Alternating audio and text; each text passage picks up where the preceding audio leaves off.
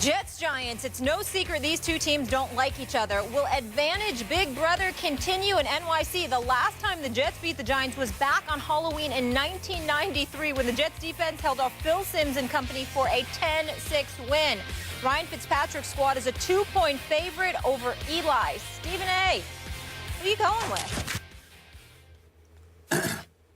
I would love to go with the New York Jets, to be honest with you, because I love me some Todd Bowles, and I'm rooting for him to be successful as a head coach with Gang Green. However, I just find this to be one of those situations where I think the Giants are a little bit more desperate and, dare I say, a little bit healthier. Even though they don't have Victor Cruz, they haven't had him all year long. The fact that the New York Jets don't have Darrelle Revis, the fact that Calvin Pace hasn't been 100% due to his abdomen injury. I think the combination of those two things are going to debilitate the Jets defense at least a little bit. Not having Revis out there. I know Cromartie's still out there. I know Screen is still out there. You know, Harris and the crew are still out there. And obviously, Eli Manning is an immobile target. He's not a scrambler. So if you're the Jets and you have any kind of pass rush with Muhammad Wilkerson, Sheldon Richardson, and Williams and those crew, I mean, you could cause some havoc. But I think fresh off of 3 interceptions last week, not having the greatest game, obviously I'm talking about Eli Manning, I think that he's going to be looking to make amends. And then I look at it from this perspective. Skip Bayless, I think Odell Beckham Jr. is a star. I think this kid is a superstar in the making. Every single week I see this guy go out there, and you're going to have to contend with him. And I think you need all your horses in your secondary ready and raring to go in order to prevent and nullify him from having a big-time game. And I think without Revis out there, that puts Cromartie and Screen in precarious situations that I think ultimately will work to the Jets' disadvantage. I think it's going to be a very interesting game. I think Ryan Fitzpatrick will have a good game as well because of his ability to scramble, not just throw, but to scramble. But I haven't been pleased overall by what I've seen from the Jets' offense as of late.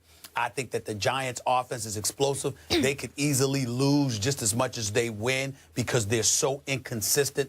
But I think Odell Beckham Jr., I mean, the brother's got 1,005 yards receiving already and 72 receptions. The combination of him and Randall, along with Vereen or somebody, or, you know, being able to run out of the backfield with you with Green or Jennings, Vereen or Jennings or what have you, I just think that this is one of those games that the Giants end up winning. I'm going to pick the Giants to win this game 33-31. Okay, high scoring. Yes. By the way, it is the Giants' home game, so since they get the tickets, you would think there's going to be a lot more blue than green, I'm assuming.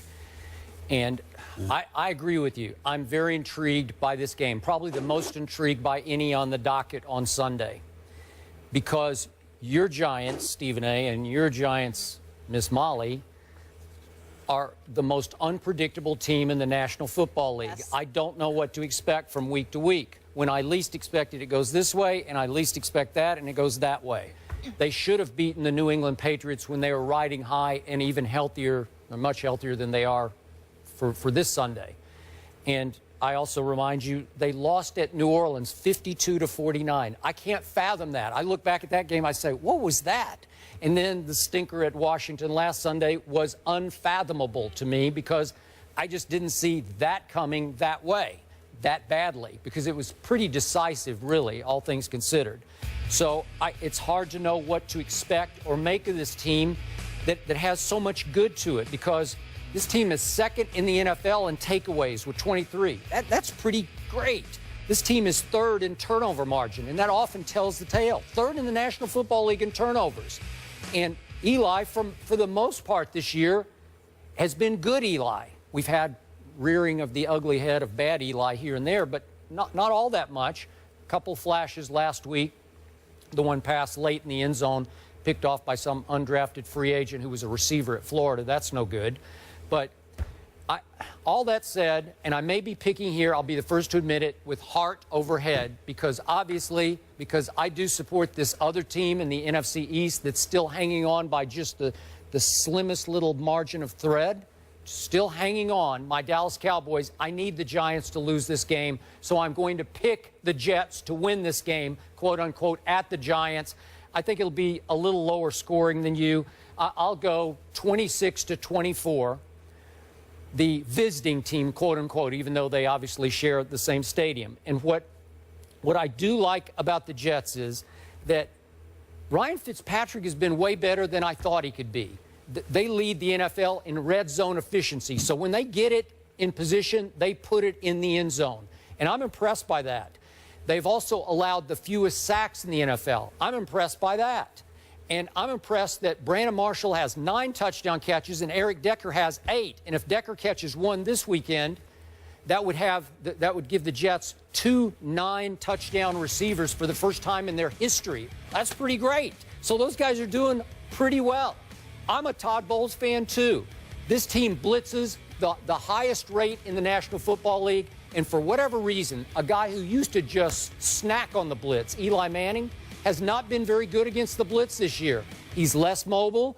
He's not quite as sure of himself as he used to be. He's fallen to 24th in the NFL versus the blitz. He's going to see a whole bunch of blitzers. And if they disrupt him, and if they create turnovers, remember, in their 6 wins, the Jets have had 2 or more turnovers in each of the 6 wins. When they don't turn it over, they lose. So I'm going to say they create 3 turnovers. I'm not saying they're just from Eli. They will create 3, and it will give them just enough of an edge to hold off Eli and win a close game on the quote-unquote road.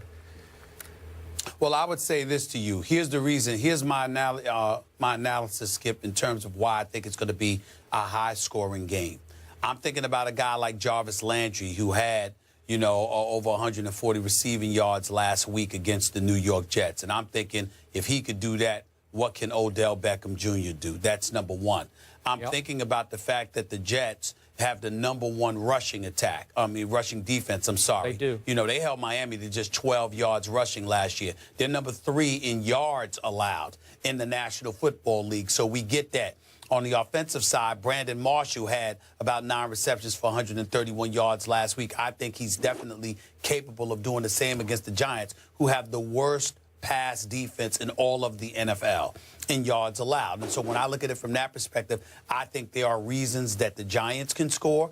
I think there are reasons that the Jets could score. The Jets could throw. The Giants could throw on anybody when they're hot, and the Jets can throw on the Giants because the Giants can't defend the pass. So it's going to be real interesting to see what transpires. But I just have this funny feeling that for this particular game, some of the breaks are going to go the Giants' way because there's a level of desperation that is kicked in now that the Redskins have come out of nowhere. And the NFC East is on the line, whereas the Jets are resigned to the fact that they're going to be a wild card and they have to battle with Buffalo, who they have a 1-game advantage on, along with the Kansas City Chiefs, Pittsburgh Steelers. They got to look at all of that stuff. But I do think that the level of urgency gets attached to the Giants in this particular situation. And I think they will respond in kind. Now, back to your Odell Beckham Jr. point. I look at these numbers. This is 4 straight games now that he's had 100-plus yards receiving. It's pretty spectacular. Yet, I also look at the outcomes of those games. Your Giants have lost 3 out of those 4. So Eli is targeting him in the last 3 games an average of 16 times a game. That's absurdly high. 16 times he throws it ODB's way. It's a good idea, but surely, even without Revis, you can manage that a little bit if you're smart enough. Obviously, you're going to double them. They're even down their other corner, like one of their top 4 corners, Marcus Williams kid. He's supposed to be out. I'm not sure about him. So this is going to be a tough day. But then the flip side is what you brought up, and it was going to be my case closing point.